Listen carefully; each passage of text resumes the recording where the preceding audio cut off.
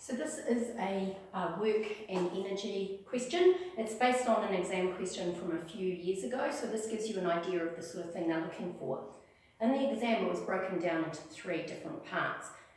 So we're going to concentrate on the last 2 parts of the question. So the situation here is we've got a person, he and his friend, James and his friend, are jumping off the diving boards. There's 2 diving boards, one 2 metres above the water and one 5 metres above the water. The first part of the question says, explain why James does more work climbing to the 5 metre board than his friend does climbing to the 2 metre board. Now this particular question said you didn't need any calculations, but you could still do them if you wanted to. So the important thing here is to say, well, what is work? So work is change in energy. So if it was my exam paper, I would just write that down. I would say work is change in energy. Okay? And it's also force times distance. So I would even write down that formula, work is force times distance. And then I would be like, well, if James climbs up 5 metres,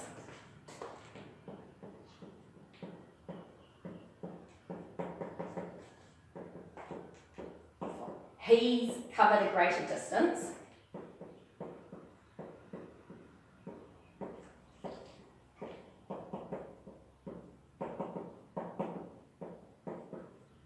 But he's done the same work, or he's carried the same force or applied the same force, yeah, to get there. Because his friend's got the same mass, and force depends on mass. So he's worked against his weight force, but he's covered a greater distance with the same force, so he's done more work.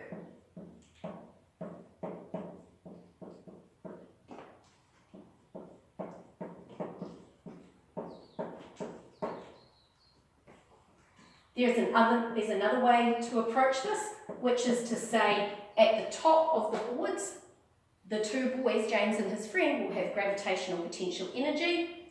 Gravitational potential energy depends on your mass, the acceleration due to gravity, and the height you've climbed through. Therefore, if James climbs 5 metres, he will have covered a greater height. He'll have more gravitational potential energy at the top of the 5 metre board than his friend does on the 2 metre board. Since work is change in energy, James has done more work. Either of those approaches is fine. The key idea is he's covered a greater distance or climbed a greater height. Therefore, since work is force times distance, he has done more work. Or, therefore, since gravitational potential energy depends on the distance and is a change in energy, if he's got more gravitational potential energy, he's done more work. The second part said, well, then James jumps off the diving board, calculate his speed right before he hits the water. And this one gave some extra things, some bullet points for you to do, because this is an excellence question. It's a mathematical excellence question, but there are conceptual points that you can get on the way. So, how fast is James going just before he hits the water? The first thing to notice here is that this is not something you can solve straight away. So I might start by saying what type of energy transformations I'm expecting. So I'll say at the top of the board, or before jumping would be another way to do it, James has gravitational potential energy.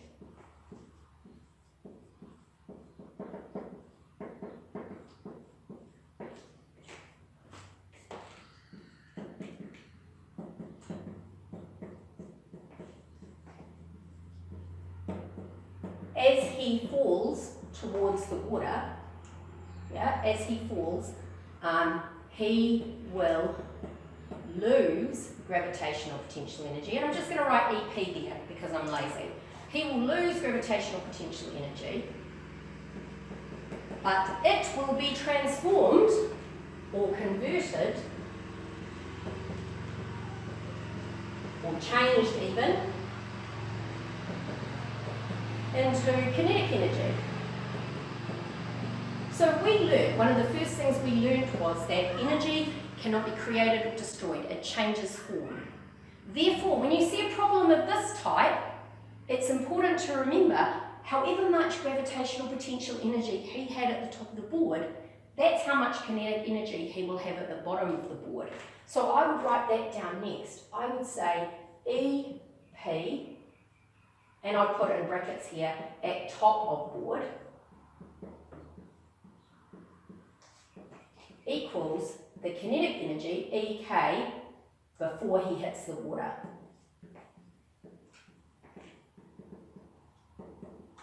If you want to know the nice fancy science way of saying it, you would say energy is conserved as James jumps and falls into the water. So let's work out the EP at the top of the board. We know that EP, gravitational potential energy, is mgh. His mass is 60. His acceleration due to gravity, because he's on Earth, is 10. And the height is 5. So that's going to be, let's see, 6 times 5 is 30. So 300, 3,000. Man, I really hope that my maths in my head was right when I did this, otherwise that's going to be really embarrassing. Let's say he's got, I think that's right. So he's got 3,000 joules at the top of the board. Therefore, his kinetic energy as he hits the water must also be 3,000 joules. And that, his kinetic energy, is equal to a half mv squared. Now, I'm actually not going to work this out mathematically because I don't have a calculator on me, but I am going to get to the point where I could work it out mathematically if I wanted. Now, the half m, so his mass is 60, so I'm just going to write that as 30 v squared. So I hope you can see that half times 60 is going to be 30, 3,000. This here is multiplied, so I'm going to divide it. So I'm going to swap sides. So I'm going to take this whole 30v squared over there, but then I'm going to bring the 30 back, and 3,000 divided by 30 is going to be 100. That's right, eh? Yep. And so v, to undo the squared, is going to be square root. Now I don't know what the square root of 100 is, so I'm not going to work it out, but I could if I wanted to, by just putting square root 100 in my calculator.